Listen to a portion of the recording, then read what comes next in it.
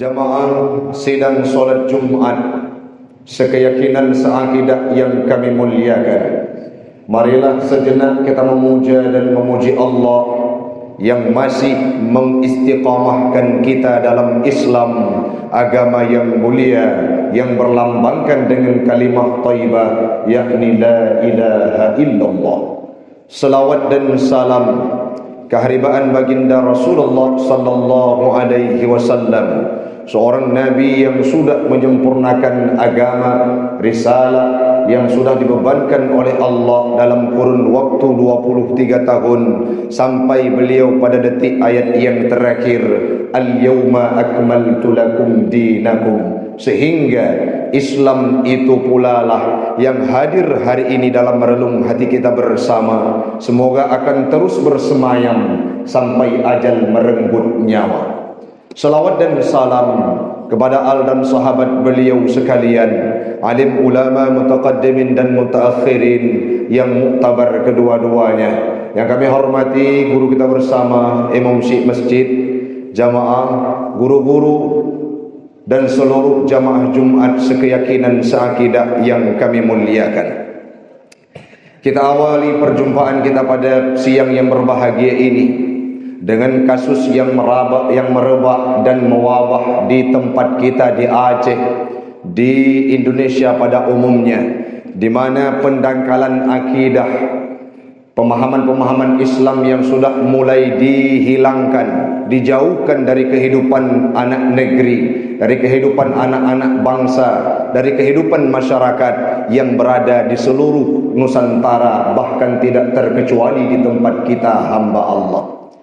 Atanyan ban Bandung urang siklun jet takalan dengan minimnya pemahaman-pemahaman para masyarakat, dengan minimnya pemahaman anak-anak getanyo yang di luar dayak, dengan minimnya pengetahuan mereka menyangkut dengan agama Islam, menyangkut dengan syariat Islam, menyangkut dengan aspek-aspek yang harus mereka pelajari sehingga sah dan sempurna seseorang manusia tersebut dikategorikan dengan orang Islam yang kafah, orang yang katamong dalam agama Islam secara kafah dan menyeluruh. Namun apa yang kita hadapi, apa yang kita rasakan hari ini hamba Allah orang syi'lun, ada kadangkala anak-anak mit yang manteng ubit-bit, ada kadangkala bahkan yang sudah remaja, bahkan yang sudah dewasa, yang tidak pernah tersentuh jiwanya dengan dayak, yang tidak pernah tersentuh jiwanya dengan majelis taklim. Saat mereka ditanyakan berapa jumlah rukun Islam, kadangkala ada yang menjawab 6 tengku. Padum jumlah rukun imam 7 tengku. Artinya mereka menyepelekan pemahaman-pemahaman menyangkut dengan agama Islam. Ini yang dikhawatirkan oleh guru-guru kita dulunya, tapi sudah mulai merebak dan mewabah di tempat kita hamba Allah. Contoh yang terpampang di depan mata kita hari ini, orang yakin bahawa rukun Islam itu diawali dengan syahadah yang setiap hari kita ucapkan dalam solat. Rukun yang kedua adalah mengerjakan solat. Mereka percaya bahwa Islam itu secara sempurna apabila seseorang sudah mengerjakan 5 rukunnya.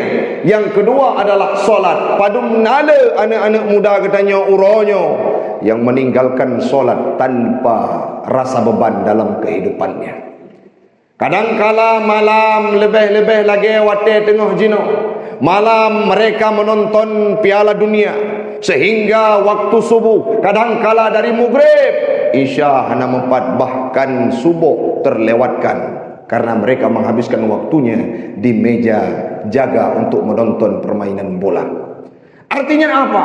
Sangat minim dan krisis pemahaman-pemahaman agama yang dimiliki oleh anak-anak bangsa yang mana mereka berada di luar daripada pesantren ataupun daya. Nyo yang menjadi sebuah hal yang membuat kita khawatir.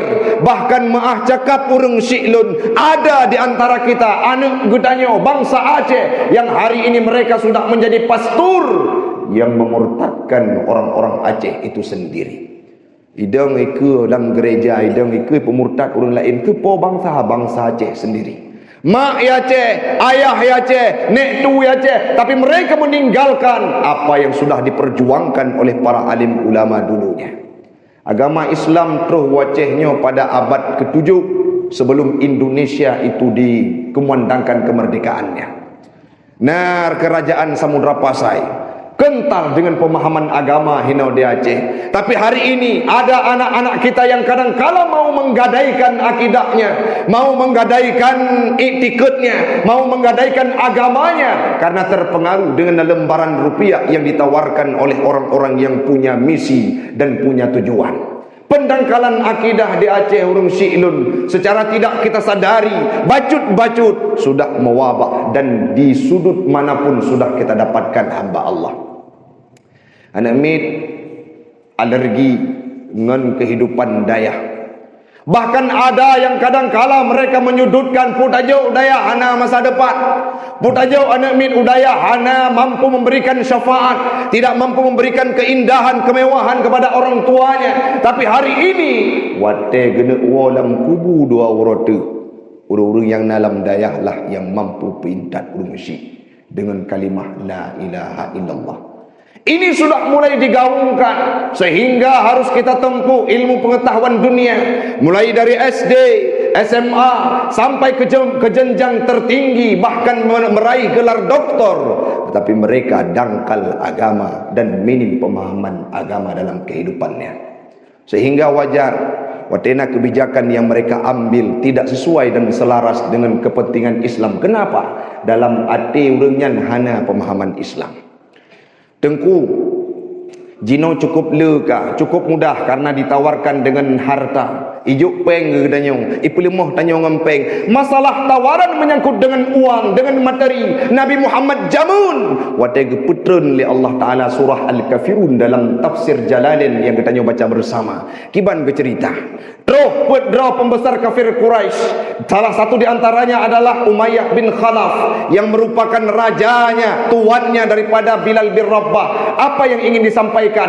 Metode dan cara untuk merayu Nabi Muhammad yang dipraktikkan oleh pembesar kafir Quraisy leboh cara urung Syi'lun. Yang pertama, ya Muhammad, tinggalkan agama Islam ini, engkau akan kuberikan harta.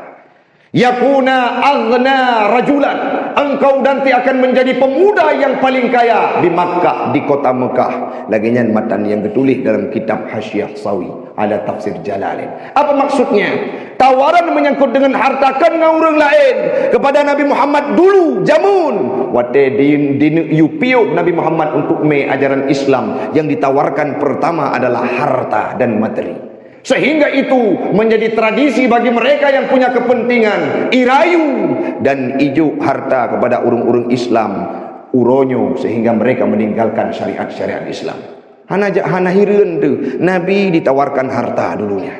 Yang kedua, perusak seseorang penyebab seseorang meninggalkan agamanya. Faktor yang kedua adalah urung inau. Tawaran yang dijuk kepada Nabi oleh pembesar kafir Quraisy pada waktu itu, ya Muhammad, menyaligata handa tempio untuk neme ajaran Islam dengan tawaran yang kami tawarkan yaitu harta. Tawaran yang kedua yang kami suguhkan, wahai Muhammad, tinggalkan ajaran Islam itu, silahkan engkau menikah dengan perempuan yang mana engkau sukai. Teh wanita, teh hurineng yang kata galak Muhammad, baik itu tari, hartawan, lurupawan, dan segala lengkap dalam kehidupannya, darah, tuha, toh yang kata galak Muhammad, padumdro yang kata galak Muhammad, silahkan engkau pinang dan menikah dengan mereka.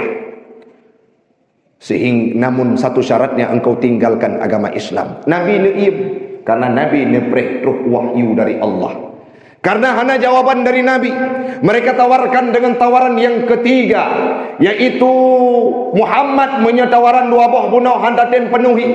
Yang kedua, Muhammad mari legetanya tak sembah Tuhan kamu situn dan tak sembah Tuhan gata situn. Apabila dalam agama kamu na kebaikan, tacok kebaikannya Muhammad legetanya tak kerja sama. Apabila dalam agama Islam na kebaikan, tacok Muhammad legetanya tak kerja sama. Artinya diadu kehidupan umat beragama. Ipertamang, igantau, dikotomi, bahkan dipertamang bacut-bacut ideologi Islam dalam kehidupan Nabi Muhammad watenyan, tapi Nabi tetap anggetim. Namun yang kitanya rasakan uronyo urung Syi'lun, ketiga aspek tersebut katruk pada depan kitanya. Padum nala urung-urung yang ketinggalkan agama dan kiblat, getem jawab hukum tidak sesuai dengan kaedah yang tidak sesuai dengan ibarat-ibarat yang dalam kitab. Pakon karena disuguhkan materi, ijo peng amplop-amplop, sehingga hukum yang dipegang bukan berdasarkan ibarat para alim ulama yang dalam kitab, tapi geme dengan hawa nafsu karena perle kepeng, sehingga gekubah agama Islam. Cukuplah anak-anak bertanya kadang-kala pernah kejadian lagi cerita sidraw santri Abia Rawul Mudi, di mana gitu mega cok gede Jawa pakon karena faktor materi sehingga jih pernah hitamang dalam agama yang kon Islam uronyo kagepuo labia hitamang dalam agama Islam kembali sehingga kadibut dan karap malin. Apa yang perle materi itu penentu seseorang untuk tamang dan tebit daripada agama Islam. Yang kedua itu mengkawin dengan urang idang yang dicintai dan berkatipikan yang ken Islam. Jamun tingkat lentuan urang Syi'lun. Salah sira muazzin masa Nabi Muhammad. Urangnya kagetamang Islam dan jid ke muazzin, bukan Bilal bin Rabah. Beliau naik ke atas mimbar dan menara yang sangat tinggi. Gekalan uyup nasidra urinang yang cantik jelita rupawan. Beliau turun dari kumandang azannya. Setelah beliau memandangkan azan, lega azan getrun. Wate getrun ke berempuk menurinang yang Nasrani bunau. Getanya, long nak menikah. Sangat menghajat lun pinang gadah dan lun keluarga ngan gadah. Apa ke le gata tatim untuk jet ke isteri lun? Getanya le muazin tersebut. Ngejawab le urinang yang Nasraninya, long tem, tapi satu syaratnya, engkau tinggalkan agama Islam, masuk kembali dalam agama Nasrani. Karena saking cintanya dan ingin memiliki perempuan tadi, maka gekubah agama Islam tamang dalam agama Nasrani. Belum sempat dia menjamahi istrinya, belum sempat gesetubuh boleh menikah, belum sempat bergaul dengan istrinya, Allah berkata lain, meninggal dunia dalam kondisi murtad. Apa faktori penyebab murtadnya muazin tadinya? Faktor urina. Maka uronyo urung Syi'lun. Ada ulun yang metuah yang na di dayah dan urung Syi'lun yang na di bawah kemasjidannya. Mari saban sari tabentengi. Tajuk anak-anak bertanya bak tempat-tempat pendidikan dayah. Menyokon na dayah di Aceh hana oleh agama Islamnya di Aceh. Menyokon na dayah sebagai benteng terakhir untuk penyelamat, untuk peselamat anak-anak bertanya, untuk beri pemahaman-pemahaman Islam kepada anak-anak bertanya. Mungkin saja padung ton yang kau diikut Islamnya hana li urung Syi'lun. Di sikula dari pun jamun na pendidikan sejarah kebudayaan Islam, na pendidikan akidah akhlak, na pendidikan Al-Quran hadis, na pendidikan agama. Sekarang pendidikan agama Islam itu di sekolah dikomplikasikan geputapat jika taboh pendidikan pai. Sehingga minggu hanya 2 jam sagai. Hansip asupan pemahaman agama kepada anak-anak gedanya menyahana tajuk buat pesantren. Hana tajuk lam daya. Maka uronyo daya yang kagak pudong li ayah tak kembangkan. Semoga uku akan tamah anak-anak gedanya yang kaji agama sehingga mampu mengentaskan keawaman. Islam akan jauh di Aceh. Terwujudlah negara yang baldatun tayyibatun wa rabbul ghafur. Contoh terakhir urung Syi'lun. Bilal bin Rabah dalam gebutun agama, dalam gebutun akidah tampur leh tubuh uru darah. Umayyah bin Khalaf sidro raja sidro tuan yang sangat kejam. Gecok Bilal bin Rabah, geme uyup matauro yang cukup tarik. Watenyan getanyang bak Bilal bin Rabah, engkau sudah masuk dan mengikuti agama Muhammad? Iya tuanku. Gejawab le Bilal bin Rabah, tamang dalam agama thot han lun tetap memuji Allah ahad ahad ahad. Bilal bin Rabah hanggetem kubah agama Islam yang kagerumpok kenyamanan. Tiba-tiba gekun le Umayyah bin Khalaf. Cok bate. Gecok bate gecupit dada Bilal bin Rabah, mencupit di yup uro tarik. Tinggalkan agama Muhammad, engkau kembali ke agama semula. Apa jawab Bilal bin Rabah? Wahai tuanku Umayyah bin Khalaf, aku ini milikmu, tubuh dan jasadku milikmu. Tetapi yakinlah, hatiku milik Bilal bin Rabah. Iktikad lung milik lung, hana milik orang lain. Lung tetap istiqamah dalam Islam agama Muhammad. Walaupun harus mati, walaupun harus manau darah, walaupun lun harus nekorbankan, harus engkau bunuh pada hari yang berbahagia ini, saya tetap istiqamah dalam Islam. Kena bayangkan orang siklun. Dadu bak sago-sago tameh masjid, bak sago-sago kehidupan. Batago-tago uro-uro gedanyong, tatanyong, iktijud jawab anak lung ya Allah. Wate terus berhadapan dengan nyawang, wate terus pedang bataku ikun leurul katinggaikan agama Islam, tubiat dari agama Islam, bemurtadkah? Mayahana murtad kupoh ke? Iktijudkeun anak-anak gedanyong orang siklun, lung siap mati demi agama Islam. Menyoronyo jawabannya hana lah mati gedanyong, makanya kunyo yang perlu kita perbaiki sehingga ke depan anak gedanyong han isai han menggoyang hati daripada pemahaman-pemahaman Islam, tetap istiqamah dalam Islam layaknya Bilal bin Rabah, layaknya Nabi Muhammad. Watai ni tak takwa, watai ni poh Nabi ngan pedeng le duksur. Dalam tafsir Al-Qurtubi dijelaskan bahawa Nabi Muhammad tetap menemat Allahu Rabbuna, Allah Tuhan lun, hana yang lain. Mudah-mudahan orang siklun dia katanya Bandung akan istiqamah dalam Islam agama yang mulianya dan malaikat Allah tanpa mati tanya, tanpa meninggal tanya, membalut tubuh katanya, membalut kafan katanya, berakhir lidah katanya dengan kalimat la ilaha illallah, yang mana kalimat la ilaha illallah itulah yang akan menyelamatkan kita dari azab kubur dan insya-Allah akan bertemu dalam syurga li Allah Subhanahu wa taala.